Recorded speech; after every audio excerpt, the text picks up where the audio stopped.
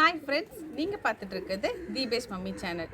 இன்றைக்கி ஒரு இன்ட்ரெஸ்டிங்கான டாப்பிக்கோடு தான் நான் வந்திருக்கேன். அதாவது நியூ பார்ன் கேர், குழந்தைங்கள எப்படி நம்ம பார்த்துக்கலாம், அதாவது நியூ பார்ன்ஸை எப்படி பார்த்துக்கணுன்றதை பற்றி நான் இன்றைக்கி பேச போகிறேன். எங்கள் சேனலில் ஃபஸ்ட் டைம் பார்க்குறீங்களா, மறக்காமல் சப்ஸ்கிரைப் பண்ணுங்கள். கூடவே பக்கத்தில் இருக்க பெல் பட்டனை ப்ரெஸ் பண்ணுங்கள். வாங்க வீடியோக்குள்ளே போகலாம்.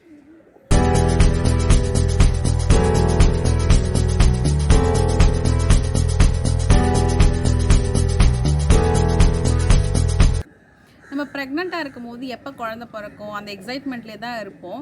அது வரைக்கும் நமக்கு எந்த டவுட்ஸுமே இருக்காது. எனக்கும் எந்த டவுட்டுமே இல்லை. நமக்கு எப்போ குழந்தை பிறக்கும் அந்த ஜாலியிலே தான் நான் இருந்தேன். ஆனால் குழந்தை பிறந்ததுக்கப்புறம் தான் நமக்கு நிறைய டவுட்ஸ் வர ஆரம்பிக்கும்.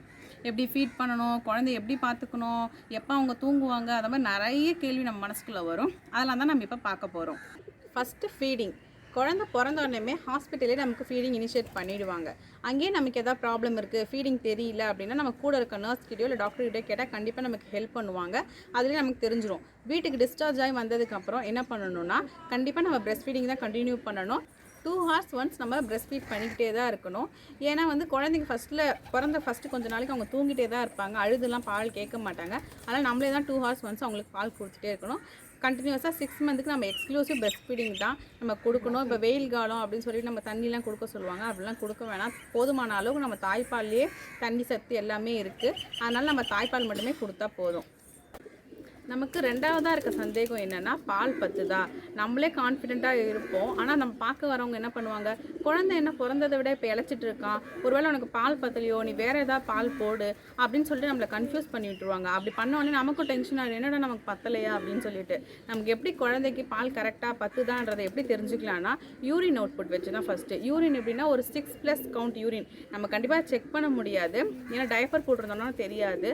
ஆனாலும் நமக்கு தெரியும் குழந்தை எப்படி யூரின் போகிறாங்க சொல்லிட்டு, அதை வச்சு நம்ம தெரிஞ்சுக்கலாம். அப்புறம் ஒரு ஹாப்பியான பேபி, எப்பயுமே விளையாடிட்டு சிரிச்சிட்டு இருக்க குழந்தை, நல்லா ஆக்டிவான பேபி. அப்புறம் கரெக்ட் மந்த்தில் மைல்ஸ்டோன் அட்டன் பண்ணுறது. அதாவது எப்படின்னா கரெக்டாக இந்த மந்தில் கவுந்து படுக்கிறது, தவழுறது, இந்த மாதிரி ஒரு மந்த்லேயும் அவங்க கரெக்டாக அட்டன் பண்ணாங்கன்னா அவங்களுக்கு கண்டிப்பாக கரெக்டான நியூட்ரிஷன் கிடைக்குதுன்னு அர்த்தம். இப்போ நம்ம ஃபீட் பண்ணுறது மட்டும் தான் அவங்களுக்கு இல்லையா, ஃபீட் பண்ணுறது மட்டும் தான் அவங்களுக்கு நியூட்ரிஷன் கிடைக்கிது. அதுலேருந்து அவங்களுக்கு எல்லாம் மைல்ஸ்டோன் அட்டன் பண்ணுறாங்கன்னா நம்ம கண்டிப்பாக பால் பத்துது, அந்த சந்தேகமே நமக்கு வேண்டாம். அடுத்து 3ஆவதாக வந்த சந்தேகம் எனக்கு என்னென்னா, நம்ம குழந்தைய எப்போ குளிக்க வைக்கணும். எல்லோரும் இப்போ இந்த டேட்டில் குளிக்க வை, அப்படி குளிக்க வை அப்படிலாம் சொன்னாங்க. ஆனால் எப்போ குளிக்க வைக்கணும்னா, நம்ம தொப்புள் கொடி விழுந்ததுக்கப்புறம் நம்ம கண்டிப்பாக குழந்தைய குளிக்க வைக்கலாம்.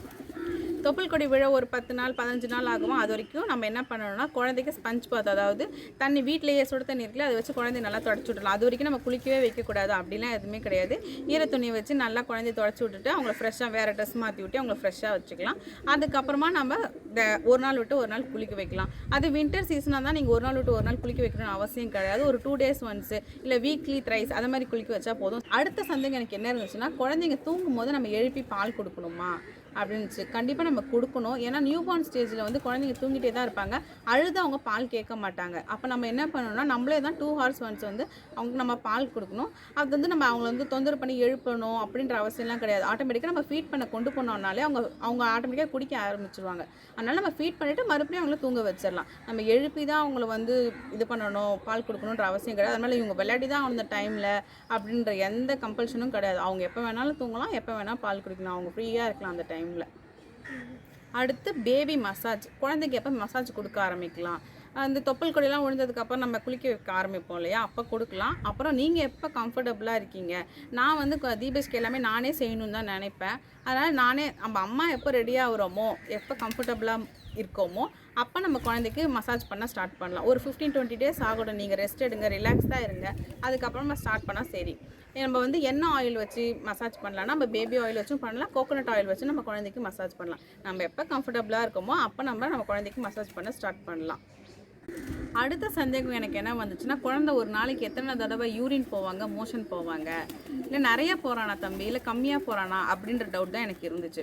ஃபஸ்ட்டு யூரின்லேருந்து போவோம். முன்னாடி நான் சொல்லியிருந்தேன் இல்லையா, 6+ யூரின் கவுண்ட் இருந்துச்சுன்னா குழந்தைய போதுமான அளவு போகிறாங்க. அப்புறம் மோஷனை பற்றி நம்ம கவலைப்படவே வேணாம். ஏன்னா அவங்க நிறைய வாட்டி போவாங்க. 10 times போனாலுமே அது நார்மல் தான். ஏன்னா அவங்களுக்கு பால் தானே குடிக்கிறாங்க.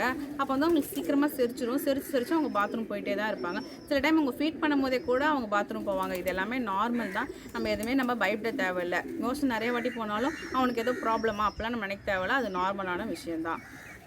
அடுத்து குழந்தைங்களுக்கு night time day time difference தெரியுமா? கண்டிப்பாக உங்களுக்கு தெரியாது. இந்த டவுட் எனக்கே வந்துச்சுன்னா, நைட்டில் பிறக்கிற குழந்தைங்க நைட்லலாம் முழிச்சிட்ருக்கும், டேலலாம் தூங்கும் அப்படிலாம் சொல்லுவாங்கல்ல. ஆனால் அப்படிலாம் உண்மையாக கிடையவே கிடையாது. ஏன்னா தீபேஷ் வந்து டே டைமில் தான் பிறந்தான். ஆனால் அவன் நைட்டில் தான் முழிச்சிட்டு இருப்பான்.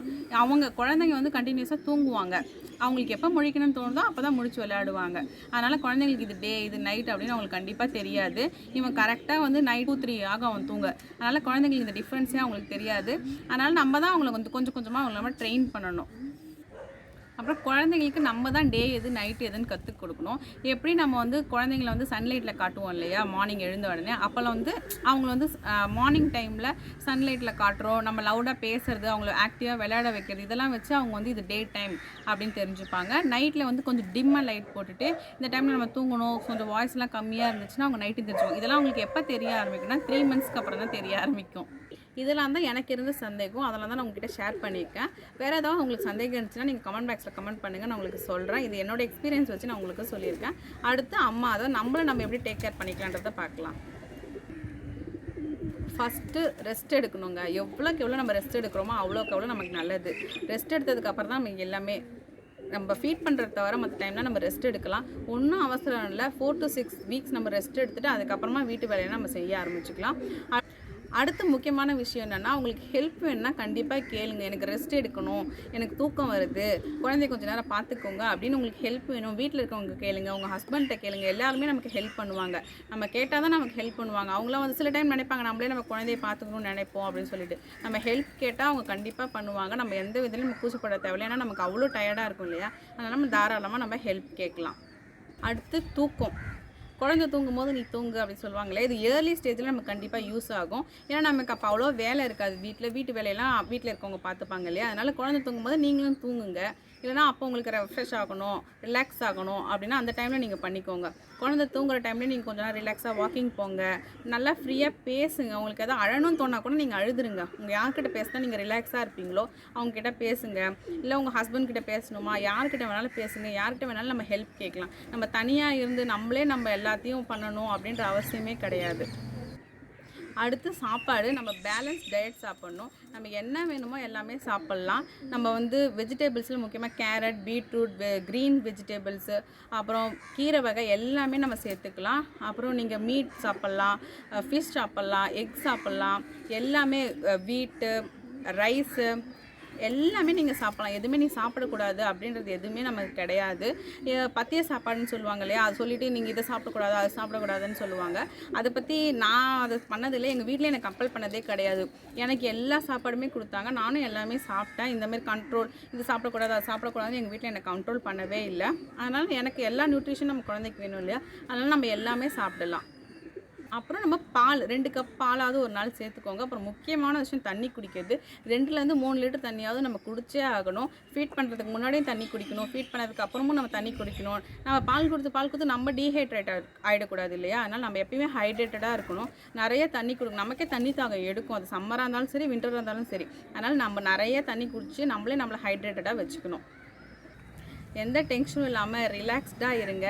அப்படி இருந்தால் தான் நமக்கு வந்து கொஞ்சமாவது நம்ம ஸ்ட்ரெஸ் ஃப்ரீயாக இருந்தால் தான் நமக்கு ரெஸ்பான்சிபிலிட்டி அதிகமாகிடுச்சு இல்லை. ஆனால் அந்த ரெஸ்பான்சிபிலிட்டிக்கு ஒரு குழந்தை திடீர்னு கையில் வந்ததுக்கப்புறம் நமக்கு வந்து ஒரு டென்ஷன் இருக்க தான் செய்யும். இருந்தாலும் நம்ம ரிலாக்ஸாக எல்லாருக்கிட்டையும் பேசி ஃப்ரெண்ட்ஸ் கிட்ட ஃபோன் பண்ணி கேளுங்க. உங்களுக்கு எதாவது தெரியல அப்படின்னா வீட்டில் பெரியவங்க இருந்தால் கேளுங்க.